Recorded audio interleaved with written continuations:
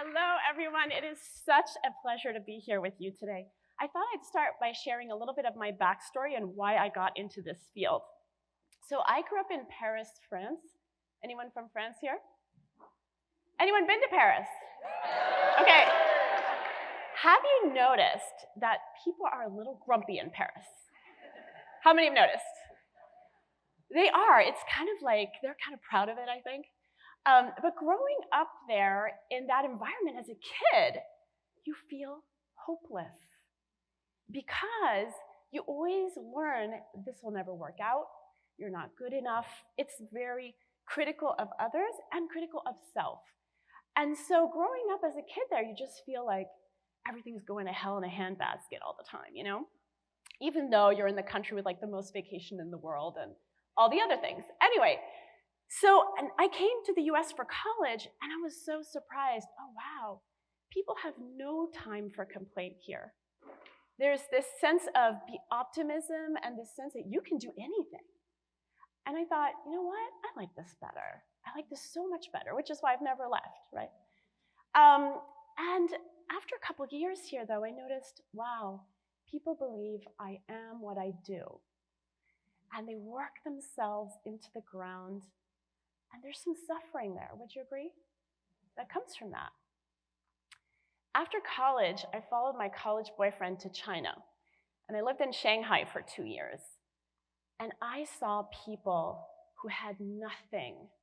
There were 3 or 4 generations living together in a studio apartment with broken windows, huddling together at night for warmth. And they were so happy. And they were so grateful. And I felt, wow, my whole life I've been around people who have everything and are grateful for nothing. And here are people who have nothing but chaos and are so resilient. And I thought, you know, here we have outer wealth, they have inner wealth. And that's what's worth pursuing. That's worth investigating. And so I decided to come back to the US and really study this. Like, what is it that creates that inner sovereignty? And by sovereignty, I mean this. The quality of our life depends on the state of our mind, not so much on our environment. Let's take an example. During the pandemic, there were days that were the same as the day before, right? Same chaos, day in, day out. But some days are really, really hard. And some days you're like, oh, I'm doing okay today. Like, I'm doing good. What's the difference? It's just the state of your mind. Do you see that? And that is wonderful because we can't control what goes on around us. And right now, so many people are struggling with what is going on around us, right? But the one thing we can have a say over is the state of our own mind. And that is what many of the speakers before me have also been sharing, different ways to uplift the state of our own mind. Now, I was in New York doing my master's degree in East Asian studies to try and dive deeper into the practices that help people be so resilient despite chaos. And actually did my research assistantship with Cassie Holmes over there. She was doing, I was wanting to study more about how can we shape our mind, our thoughts to be more resilient. And then 9/11 happened. I was on the roof of my building and I saw the second impact, the second plane. And during that time, it just felt like everything was falling apart. And I was really anxious after that. I would shake in the morning, my body would tremble. And before I could leave my apartment, it would tremble. And I thought, what can I do? So I tried all sorts of things. I would go to Bikram yoga 5 times a week. I had a 6-pack or something. I was as close to a 6-pack as I would ever have, but I was still anxious. I would go to the Tibet house. Anyone been to the Tibet house in New York City? Go to the Tibet house and just like try to gain inner peace with the monks there by osmosis, just like being around them. But still, I was anxious. And it wasn't until I walked into a breathing class that was organized by some classmates of mine, that I finally was able to stabilize my nervous system. It was a breathing class called Art of Living, and it felt like really weird. I was like, why would I be doing this breathing? And it gave me sovereignty over my anxiety at the time, and I was able to move on, go to graduate school, and then keep pursuing this research on what is it that can make us feel more resilient and sovereign on the inside. Did research on meditation, loving kindness meditation. And then 10 years after 9/11, I was working with veterans with trauma coming back from Afghanistan and Iraq. And we saw some of my colleagues were doing research on meditation for them. And they were like, they're dropping out of meditation. And I was like, yeah, I know why. Because when I was super anxious, sitting still and meditating was anxiety provoking. Anyone had that experience before? You're just sitting there and like, I'm anxious. This is great, right? So meditation wasn't a first step for them, and I could see why. It made sense. And so we ended up doing research on breathing for them. Anyway, long story short, I'm now at Yale. I'm at the Yale School of Management, and I have the privilege of teaching leaders and executives emotional intelligence and positive leadership. And that's one of the things that I want to talk to you about today. So I'm going to share the story of one of the most incredible leaders that I have the privilege of knowing. Her name is Ethel Igonet. She is a French-American human rights and environmental lawyer who uses her brain, her incredible brain, and as a one-woman show, pretty much, she has brought companies like Nestle and other big companies to their knees on issues of deforestation and child slavery. And she does it in a really clever way. She will email them or send them a letter and say, you know, you're using child labor, that's illegal, so you should clean up your act. Do they respond? No, of course not, right? So then she's like, all right, so she's done all the investigative work, she's gone to the Ivory Coast, she's done all the research, and she goes to her friends at the New York Times or the Guardian, and is like, here guys, here's some info. And then they retrace her steps, they verify it, and they do a big expose. Guess who's calling her on her phone the next day? Nestle. Also, she told me recently that the president of the Ivory Coast actually called her and yelled at her on the phone. But the point being, so she spends a lot of time investigating undercover in South America, in Africa, and she was in an African country doing some research on a rubber company that was doing a lot of deforestation. And she needed to go back to the airport, which is 3 hours away, and suddenly her driver was gone. Now, the government of that country was in cahoots with the rubber company. They were getting a lot of kickbacks. They did not want Ethel there doing what she does. And she was told, here, these people will drive you back. In the car were two muscle-strapped military guys. Clearly, these were going to be her hitmen, right? She had no choice but to get in that car. In the span of the 3 hours she was in the car with them, she not only made friends with them, they actually took her to the airport, and then they told her, at the end, they were like, don't ever come back here. You are not safe. But if you come back under our protection, over a land border. How did that happen? How did she turn her hitmen into her protectors? Ethel has a magical quality about her. It's a magical quality that research also shows we can all cultivate, and I'll share the research after. But Ethel has what scientists have called positive relational energy. Okay, so again, Ethel's story is exceptional. I'm not making any points about any other hostage stories or anything like that. I'm not, okay? But I do point out her example because she has she had this ability to connect human to human with them, and she ended up talking to them and getting them to talk with her, and finally they started talking to her about their villages, and they were talking about how the water was polluted there, and she was able to tell them, guess why I'm here? I'm here to clean up your water. I'm clearing, all that. But anyway, what is it about her? So my colleague Kim Cameron at the University of Michigan, anybody know his research? He's awesome. He's pretty much founded the field of positive organizational scholarship, which is such an exciting field. Why? It is showing that this type of leadership surpasses all other forms of leadership in terms of its results. And it is the leadership that is also, it's definitely the leadership of the future because it has a competitive edge. Okay, so what is it? So Kim looked at organizations as these large groups of individuals and found that, gosh, when you look at certain subgroups, they're hyper-productive. Like, what's going on there in that group that makes it so productive? And he said, there's one person at the center of that group. And I remember talking to him, and he said, it's kind of embarrassing, but to use this term as an academic, but the only term I could use is that they have positive energy. And he calls it positively energizing leadership. And what is it about these leaders? Now, before I get into what is it about these leaders, I want to do a little exercise with you. So how do companies usually command loyalty? Money, right?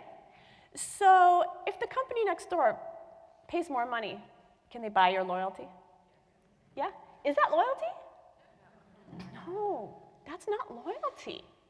Okay, now I want you to think, has there been someone in your life, maybe in childhood, young adulthood, or now, has there been someone in your life who has been there for you and supported you at no benefit to themselves? They just saw the best in you and they wanted the best for you. Can you all think of someone like that? Now, if that person texted you right now and says, I have an emergency, can you call me right away? Would you leave this room after having come all the way to Miami for this conference to go call them, yes or no? Yes. That is loyalty, isn't it? It comes out of a deep human connection with another person that had your back. Echoing some of what Jim was saying, too. After food and shelter, what is our greatest need? After food and shelter, what's the greatest need we have? Before that, like you're in this room, you've eaten, hopefully, you slept somewhere last night, here you're feeling, you've got shelter. What is it that you need to feel first before? Safety, okay? So after food and shelter, you need to feel safe. Okay, after that, what's our greatest need? To be seen, heard, valued, and appreciated. Connection with another person, right? To be seen, heard. Whether you're a 1-week-old baby or a 99-year-old, we have the exact same need. So that person who had your back, how did they make you feel? Safe. What else? Valued. Inspired. What else? Loved. Supported. Yeah. So, why positively energizing leadership? Do you know anyone in your life who, when you hang out with them, you feel kind of tired after? A little depleted? Okay, we all know someone like that. Okay, this concept of like energy vampire has been around for 40 years, okay? It's old. But the one thing people don't talk about is the opposite. Do you have someone in your life who, when you spend time with them, you feel more alive afterward, more energized? Yes, why don't we talk about those people? I call them the sunshine people, right? Because they're just as powerful, if not more so. And in a sense, if you think about the research that Kim Cameron has done on positively energizing leadership, he is talking about those people. And the reason I wanted to bring up the mentor is to make it real for you, so you know, oh yeah, I have one of those people. I had one of those people. So what did he find? He found that what is it about those people that's so magical? What is it about those people that is life-giving for the people around them? They make them feel the way that you shared, but also, what did that come from? What does that stem from? How is it that they show up like that? Did you say empathetic? Is that what you said? Yeah. Values driven, right? Empathy. How do you feel around somebody who's empathetic? Safe. How do you feel around someone who's forgiving? Right? Trust. So, basic human values: empathy, kindness, compassion, forgiveness, humility. Earlier, when Dan was talking about gratitude, I also feel like gratitude makes you humble, doesn't it? Grateful. Human values. So these positively energizing leaders come from a place of human values. Does it sound like Sunday school? Kind of, right? But it's so interesting how when you break down the magic that happens with certain people and you break it down, it's not rocket science. It's so simple. So there's that aspect. They're incredibly values-driven. They focus, as Jim was just talking about, on the strengths of other people. They see what's right instead of what's wrong. They celebrate what's right instead of what's wrong. They focus on what is going well. When you look on Google News, is it focusing on what's going well, people? No. It's so fascinating, isn't it? There's so much that is conditioning our mind for the negative, and we know our brain focuses on the negative. You all know that from being in this field. And yet, every day, there are millions of people loving on their families, taking care of their neighbors, doing random acts of kindness, mowing other people's lawns, right? Did you guys all watch that video of the guy who mows other people's lawns? This is what most people are up to every single day. Anyway, so going back to this, what is the other aspect of these positively energizing leaders? They know how to fill their own tank, right? So one of my favorite pieces of research that, from Kim's research is this, is that when most energy depletes with use. Emotional energy, how do you feel after you've had a big emotion? Tired, right? Physical energy, after you've run a marathon, you're tired, right? Most energy depletes with use. But what Kim found was that positive relational energy energizes you. Do you see that? Earlier we did that beautiful exercise with Kelly. And then how do you feel when you talk about another person's kindness? Or how do you feel when you uplift another person? Amazing, right? Like, have you ever had that where you're kind of having a day where you're like, oh, it's kind of like a so-so day today? And then all of a sudden, you have someone who calls you and they need your help with something. And then you go and show up and help them. How do you feel? Useful, yeah. What happens to your energy? It increases, exactly. It actually is the magic of positive relational energy is that it increases as you uplift others. So there's one, if there's one thing that you take away from this talk that you could try, I call it micro moments of upliftment.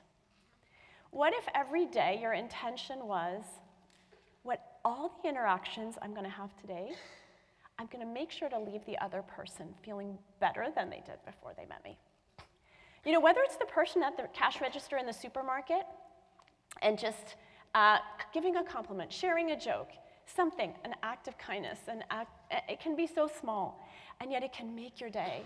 I met this one woman, she was at a cash register at a grocery store, and she was so joyful, and she was so smiley, and here she was serving all these disgruntled people who just want to get their shopping over with, and she was so amazing, and I remember asking her, actually, I didn't say anything at the time. I would just admire her every time I go in the store. And this was in a place where I went on vacation. I went again the following year, and I just had to talk to her. And I said, I've been thinking about you all year. She's like, who's this lady? Right? And I said, you're like blessed people with your presence. Like, you're just like the sunshine. And she had immigrated from an Eastern European country, and she was in this way. She was so grateful for her job, and so she was just spreading that. She was doing her positive relational energy, being a positively energizing leader from where she was. So going back to this idea, though, is that sometimes our tank is not full, right? Sometimes it's hard to be uplifted ourselves, and that's what the other aspect of positive relational energy that is so critical. is knowing how to fill your own tank. So, so critical. And so there's two aspects to this. How many of you are self-critical? Here, raise your hand. Almost everyone. It's really interesting because, we can complain about like, I'm in a toxic workplace or I'm in a toxic relationship, but most people don't realize that they're in a toxic relationship with themselves. And that's the most heartbreaking, right? And it's interesting because I teach cohort after cohort of executives that come through the Yale School of Management. And inevitably, when I ask this question, how many of you are self-critical? Probably 95% of people raise their hand. But then 1% or 2 don't. Inevitably, they show up as the most powerful people in the room. Not because they're a C-suite executive, but because they have their own back. They have their own back. They have a life-supportive relationship with themselves as opposed to one that drains them. Does that make sense? I think many of you are probably very familiar with Kristin Neff's work on self-criticism versus self-compassion and how we know self-criticism leads to anxiety, depression, fear of failure, less willingness to try again, basically the opposite of resilience. And then self-compassion improves your mental health, physical health, your sleep, even your relationships. Because if you're very hard on yourself, you're also hardest on the people that you love the most and want to hurt the least. Isn't that true? Yeah. So this is one aspect that I really find interesting, and I talk about in my latest book, Sovereign, because I feel like, why are we so self-critical? Do you ever wonder that? It's like when I came from France to the US and I was like, oh, people do things differently here. That means the way I've always been doing things isn't the only way, and there is another way, and I'm going to choose this way because it's better, right? If you had that, you go in a new context and you're like, wait a second, like, I don't have to do things the way I've always done them. I want you to question this idea of self-criticism because it's widespread, and I hate to say this, but it's widespread self-loathing, right? And so you wonder, okay, where did this come from? It doesn't matter, it's widespread, but the question is, how can I have a more life-supportive relationship with myself? So what do you say to yourself usually if you make a mistake? What do you say? Say that louder so I can hear. Idiot, or something like that. Am I right? Okay, now your best friend is going to call you at the break. They just made a big mistake. What do you say to them? Don't worry about it. It's okay. You'll be good. I love you. Right? Okay, so what's the difference between you and your best friend? What's the difference? Perspective. The only difference is that you live in different bodies. That's it. Right? Think about it. It doesn't make any sense.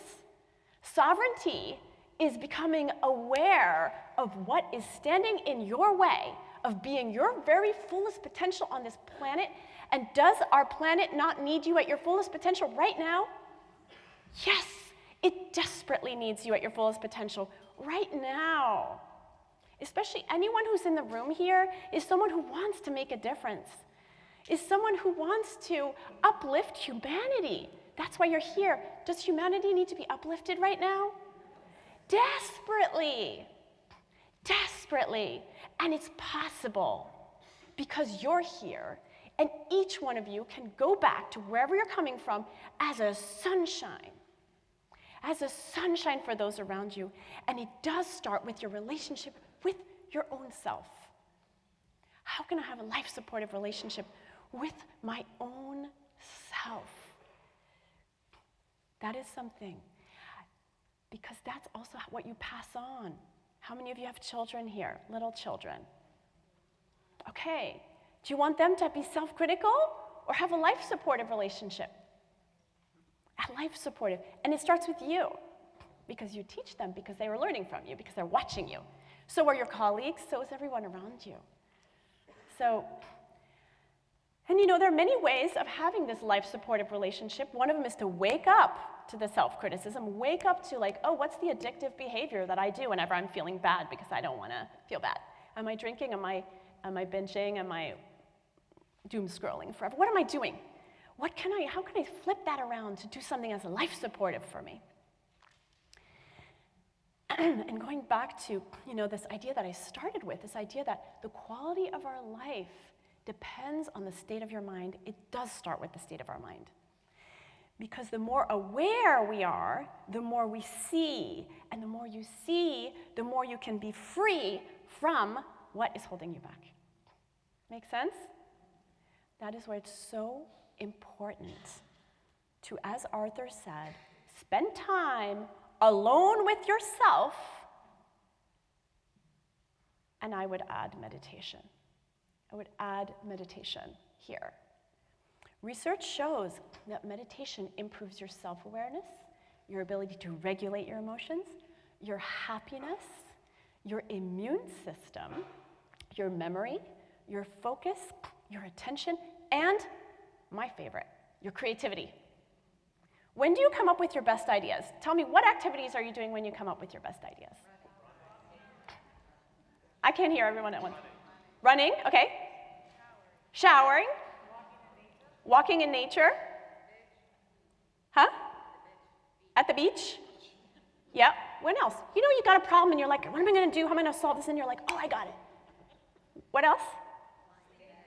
Lying in bed. Okay, what's the common theme here? What's the common theme? You're relaxed. Neuroscience shows that we are most likely to get our aha ideas when our brain is in alpha wave mode. When we are in this relaxed state is when we get our innovative solutions. I think Arthur was talking around this as well. And so the question is, well, how do we maximize that? Who are the most creative people on earth? Children. Why? They're always creating stuff out. Here, my 7-year-old's always complaining, Mom, why are you throwing away all this cardboard? Like, I can make a robot out of this, So they are in that state. They're present. They're right now, right here, right now. I'm present in the present moment. We know that, how many of you have had your mind wander since I started talking? Our mind wanders at least 50% of the time, if not more, okay? Because that study that showed that was old. It was like the iPhone was just barely out, okay? So I don't even want to know what it is now. But the idea is, how do we capitalize on our creativity? And I also feel like right here, right now, given what's going on the planet, we need to harness our creative, innovative potential. And isn't it interesting that how do big companies try to harness innovation? You noticed? They're like, we're so innovative. We're doing all this innovative stuff. But they're making people sweating with stress at their computer.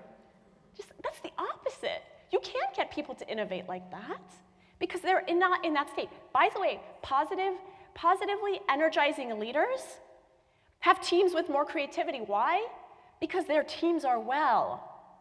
Because how do you feel around a leader that sees you for who you are? You feel trust, you feel relaxation, you feel well-being, you can be innovative, you can go out on a limb, you can suggest new ideas, breakthrough ideas. But going back to this meditation, is that is one way to fast forward your ability to be at your best and to be so innovative. And again, if you have anxiety, it starts with breathing. So I've got 1 minute and 30 seconds left. We're going to do 30 seconds of breathing and 1 minute of meditation. You up for that? Let's close our eyes. When you breathe in, your heart rate increases, and when you breathe out, it slows down. So we're just going to do something simple where we're just going to extend our exhales, tap into the parasympathetic nervous system. Keeping your eyes closed, breathing through the nose if you can. Breathe in, 2, 3, 4, hold, and breathe out, 2, 3, 4, 5, 6, 7, 8, breathe in, 2, 3, 4, hold, and breathe out, 2, 3, 4, 5, 6, 7, 8, breathe in, 2, 3, 4, hold, and breathe out, 2, 3, 4, 5, 6, 7, 8, breathe in, 2, 3, 4, hold, and breathe out, 2, 3, 4, 5, 6, 7, 8, relax the breath. Listen to the sounds around you. And accept all the sounds. Listen to the thoughts within you. Welcome and accept all the thoughts. Embrace them with love. All thoughts are allowed. And bring your awareness to any feelings that are there, pleasant or unpleasant. Accept and embrace all the feelings.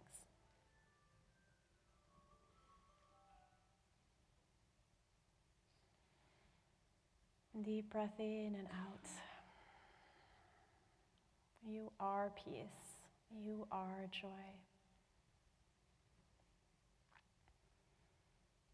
Honor yourself.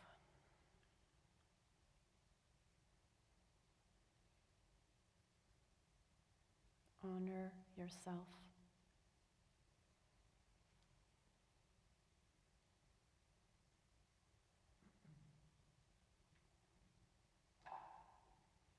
Deep breath in. Let it go. And when you're ready, you can slowly open the eyes.